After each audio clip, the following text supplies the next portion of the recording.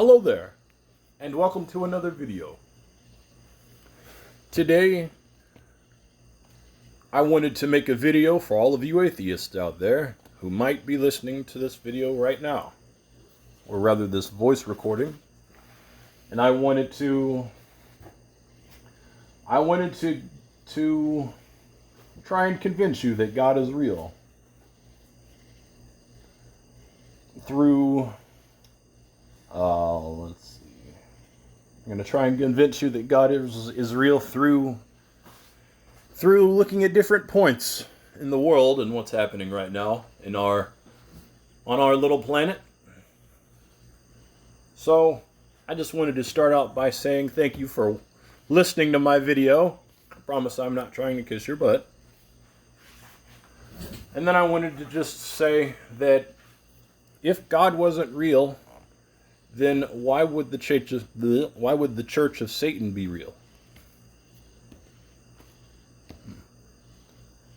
If God isn't real, then how come you can go on YouTube or get a Ouija board and summon a demon?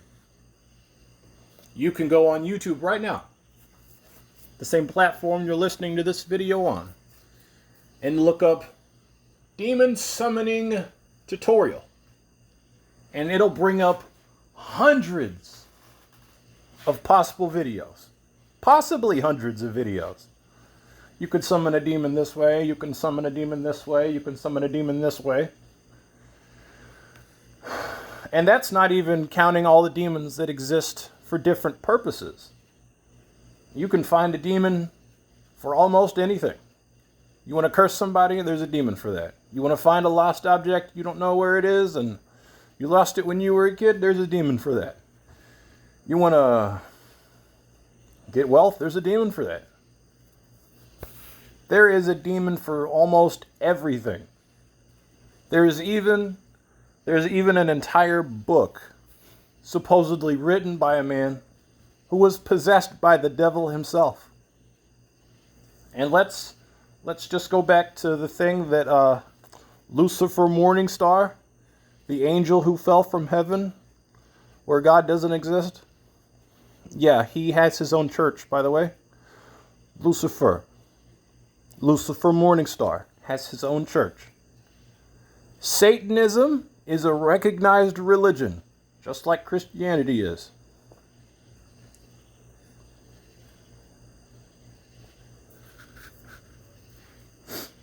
Now, let's look in a different direction. Let's look at the abortions. The abortions are connected to a demon that long, long ago used to be worshipped by a great many people. If I'm not mistaken, this demon's name was Baal. B-A-A-L. And Baal was, if I'm not mistaken, half man, half goat. No, a goat that was half man, half woman. Now, isn't it a little odd that people on the left are pushing transgenderism? Changing your sex so you can be boy and girl.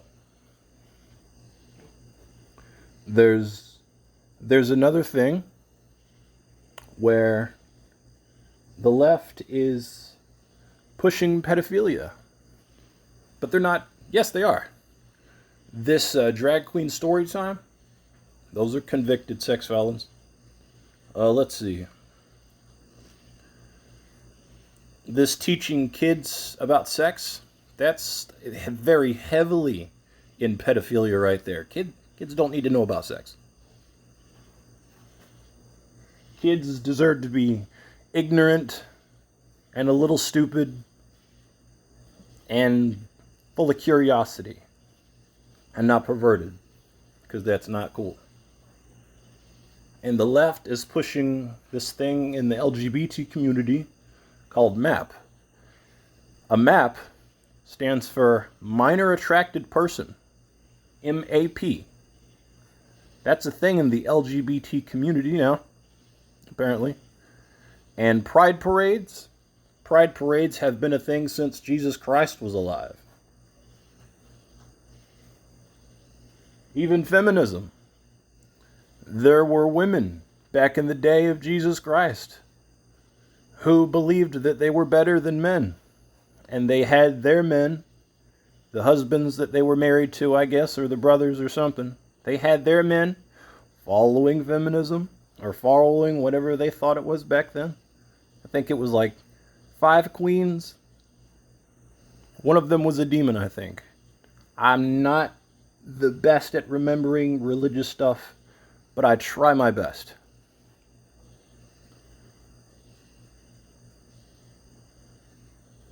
And there's another thing, if you're still listening. By the way, if you're still listening, whoever you are, whether you're an atheist or not, I just wanted to take this moment to say thank you for your patience and your time. Because you don't have to listen to this video. You could turn away at any moment. But you didn't. And I'm thankful. And I just wanted to tell you that. Now, another way that we can prove God exists is through the Bible. Now, you don't have to read the Bible to understand that God exists. All you have to do is look up street preachers on YouTube. And when you look at street preachers, the weirdest thing happens.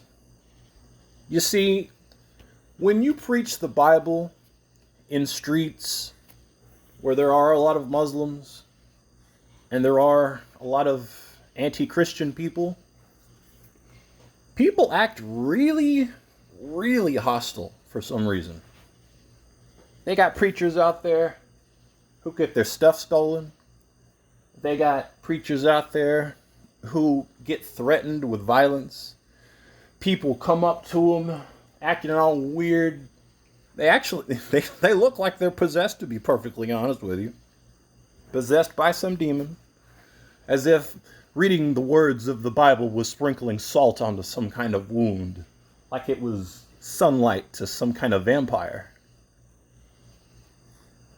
And it's just so strange because why would they get so violently upset over words from a book? And these words aren't violent. They're not saying let's go out and kill people. They're just words from the Bible.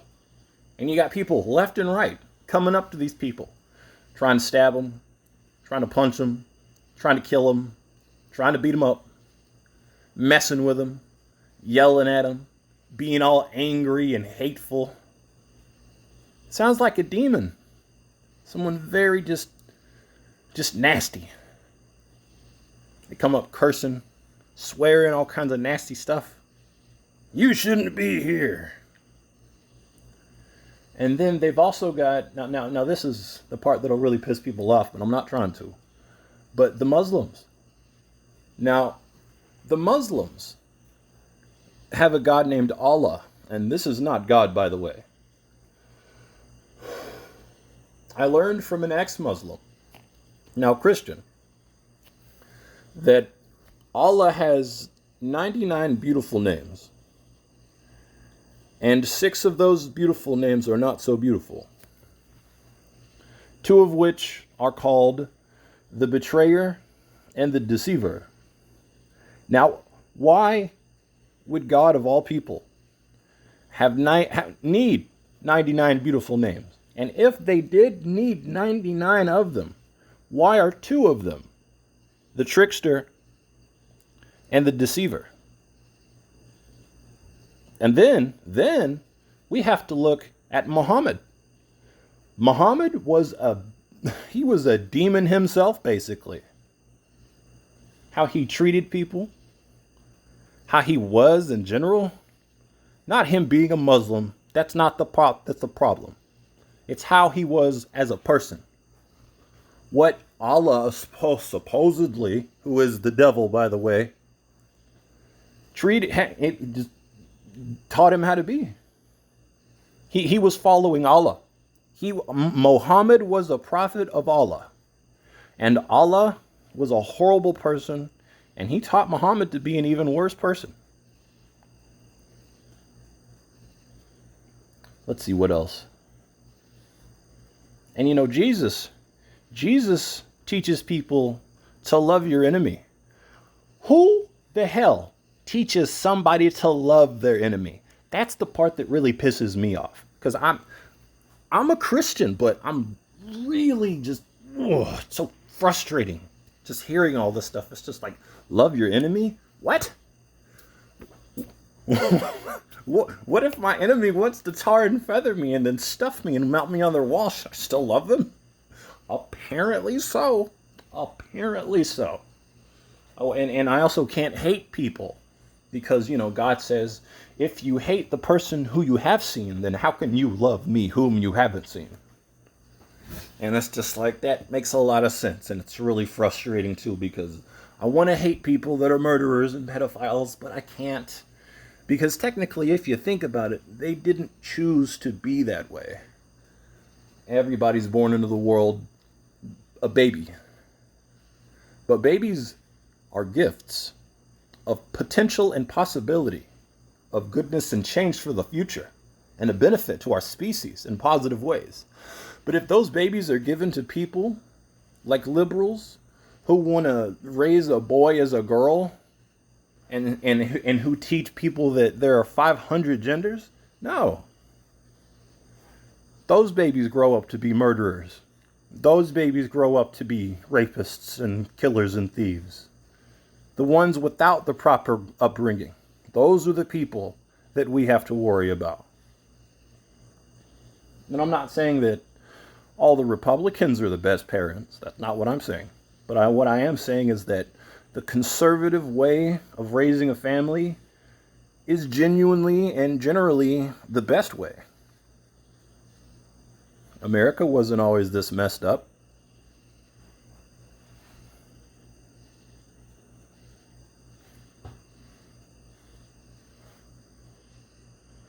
And you know, then we have to look at the Muslims themselves. Now, I'm not saying that Muslims are bad people. What I am saying is that the religion they follow is bad. If it teaches them to be so horrible and nasty to people, then that is something preached by the devil. Because although God isn't perfect, he's a lot better than the devil, I'll tell you that much. The devil will let you do whatever you want, as long as it leads you to hell. God wants you to refine yourself, deny yourself, become better than you are now. You know, Satan will say, you had a hard day. You deserve a couple of drinks of alcohol. But God will say, bro, you had a rough day. You should totally take some time to relax, meditate, and if you want to, talk to me about it. Satan will give you a big old hug, but God will lead you down a path that will better you. I'm not trying to do this to preach to you if you're still there, if I haven't grossed you out with my preaching. Not that I was trying to preach. But I'm just saying. There's tons of evidence for God. If God didn't exist, then Satan wouldn't have fallen from heaven. And if Satan didn't fall from heaven, why would there be a church to worship him on earth? Of all places. If Lucifer Morningstar, the prince of hell, the king of lies, the snake in the Garden of Eden, the one who made man fall, if he wasn't an angel originally, and he didn't fall from heaven, where did he come from? Why is he Lucifer Morningstar? Why is his name Lucifer Morningstar? Why is he the devil? Why can you actually summon demons from hell? Why? How? How is that information out there? If hell isn't a real place, how can you summon demons from there? Why do you need a Ouija board? Why do you need a pentagram? Why do you need to sacrifice animals and have blood rituals and all this other stuff?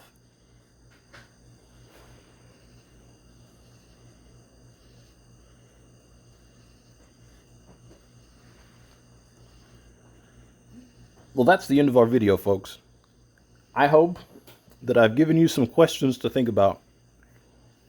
And I hope that you've thought a little bit harder about this subject. And thank you for your time. And I'll see you some other time.